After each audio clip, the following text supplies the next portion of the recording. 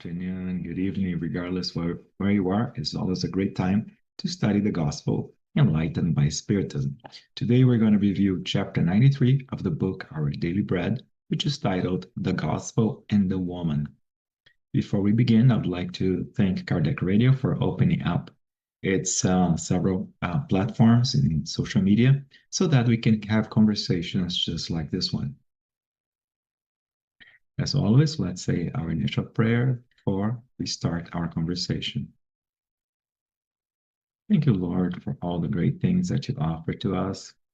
Thank you for peace, the peace that starts inside of us. The world is not perfect.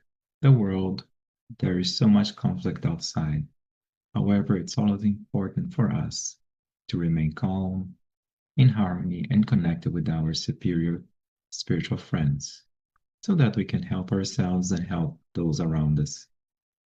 May your peace be with us always. Amen. So today we're going to be reviewing again chapter 93, the Gospel and the Woman. It is based on Paul, Ephesians, chapter 5, verse 28. And the teaching goes like this.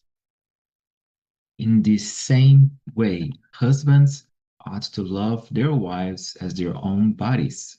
He who loves his wife loves himself. I love this passage here because it reminds us of the respect that we need to have towards our loved ones. In this case here, Paul is referring to the respect that, in this case, the men, which back then in the Jewish society at the time had more privileges than women, but still Paul is reminding them that even though the societal laws gave them some many more rights than their spouses, still it's important for them to love them, respect them, because if you love him, if you love that companion, you love yourself as well. You bring peace to your life.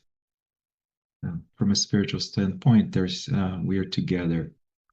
We are with our significant others for reasons related to our benefit, to our betterment, to our evolution, and also for the evolution of our loved ones. Emmanuel explains the passage as follows. Many times the apostle of the Gentiles has been accused of being too severe toward the feminine element. In certain passages of his letters to the churches, Paul proposed austere instructions which were, to some extent, shocking to some students. So Emmanuel begins here reminding us that, in many occasions, Paul was severe towards women back then, which was, again, a reflection of the culture and the laws of the Jews at the time. Few disciples could perceive in his energetic words the mobilization of the resources of Christ so that the defense of women would be strengthened, as well as to her corresponding higher qualities. So a lot of times, it's hard for us to perceive amongst all the energetic and sometimes very demanding recommendation that he gave, that also there would be times when he would come in the defense of women, just like in the passage that is shown here. And it's interesting here that we see that Emmanuel continues that the true feminist movement actually started with Jesus, not the one which puts in the hands of its followers the flags of political ideologies, but that which leaves in their hearts lofty and holy directives. So we see here that the idea of the respect for women was brought to us by Jesus. And there are some examples that we see here. So back then, in several of the cultures at the time, women had less rights. Women had less privileges. Men had a lot more freedom, a lot more privileges. However, we see that Jesus actually promotes women, which makes sense because, again, as we reincarnating as either male or female, it's two different experiences that the same spirit might experience, might live. And so Emmanuel continues here that during the strictest Religious times, such as that of Judaism prior to the Master, women were no more than captive merchandise, doomed to enslavement. Even great men such as David and Solomon did not rise above the abuses of their day in this respect. So we see here that before Jesus, even before Jesus, there was a disregard towards women. And then there was this idea that the woman, the wife in this case, would be bound to the male, to the husband. And again, those are the customs, the ideas at the time. But Emmanuel continued here indicating to us that the gospel, however, began a new era for women's hopes. In it, we see the consecration of the Holy Mother, the beautiful conversion of Mary Magdalene, the dedication of Lazarus' sisters, and the faithfulness of the women of Jerusalem who followed the Lord up to the moment of his supreme sacrifice. So we see here in the gospel, we see this reference to amazing women um, who give us amazing examples, such as, of course, Holy Mother Mary, that in Jesus' incarnation, who was Jesus' mother in his incarnation, we see the story, the beautiful story of Mary of Magdalene and Lazarus' sisters who were there and who asked Jesus to assist them.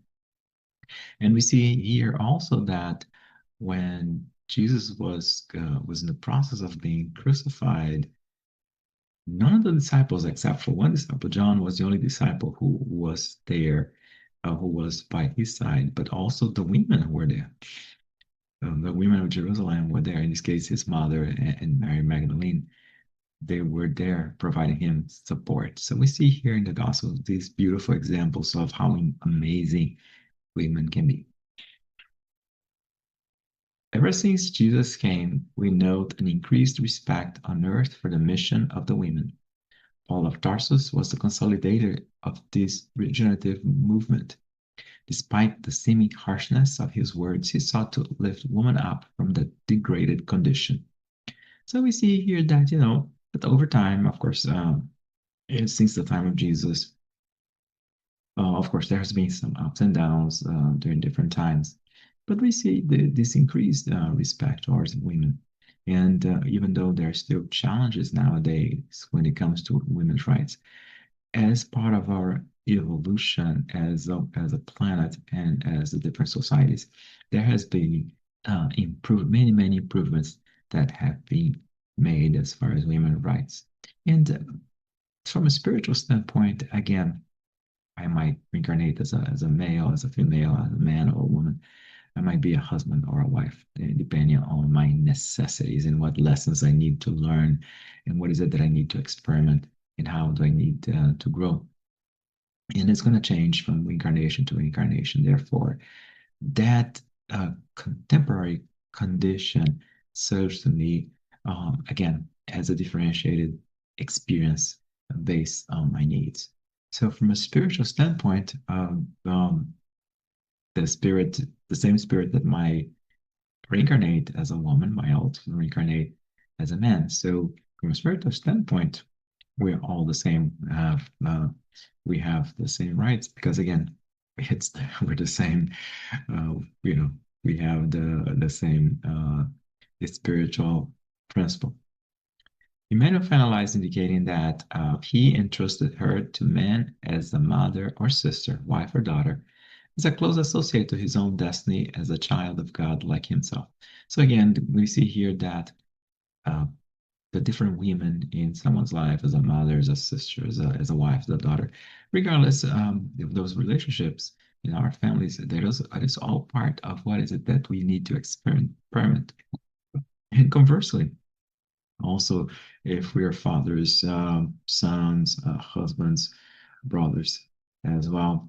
So we all reincarnate in different circumstances so that we can learn different lessons. Therefore, we see here that from the teachings of the gospel of equality, and which in the teachings of spiritism, that further teachings of spiritism further corroborate the need for us to respect our significant others, respect all the individuals, in our families, all the individuals, all of our friends, regardless of gender. And because again, we're all in this together, we're all spirits learning together, and each reincarnation presents different conditions that allows and that teach us different lessons that allow us to grow. That's our conversation for today. I hope you like it. And remember, if you like any of our discussions, click the little like button. And don't forget, also, if you have not done so, to either follow or subscribe Kardec Radio, depending on the social media that you're watching this. So at this point, let's close with a prayer. Thank you, Lord, for all the great things that you have provided to us. Thank you for the knowledge that we are born, we're reincarnated in the same family so that we can learn from one another. Even though relationships are not always easy, even though there are always challenges, and so many times misunderstandings. But the important thing is for us to recognize our role, regardless of our situation, this particular incarnation, and most importantly, to do our best for our own development in the development of our brothers, sisters, mothers, wives, fathers, and whatnot. And the list goes on, depending on different affiliations that we have. And again, the most important thing is that regardless, we should be doing our best to be the best contributors to the families, the societies, to all the different groups that we are part of. May your love be with us always. Thank you.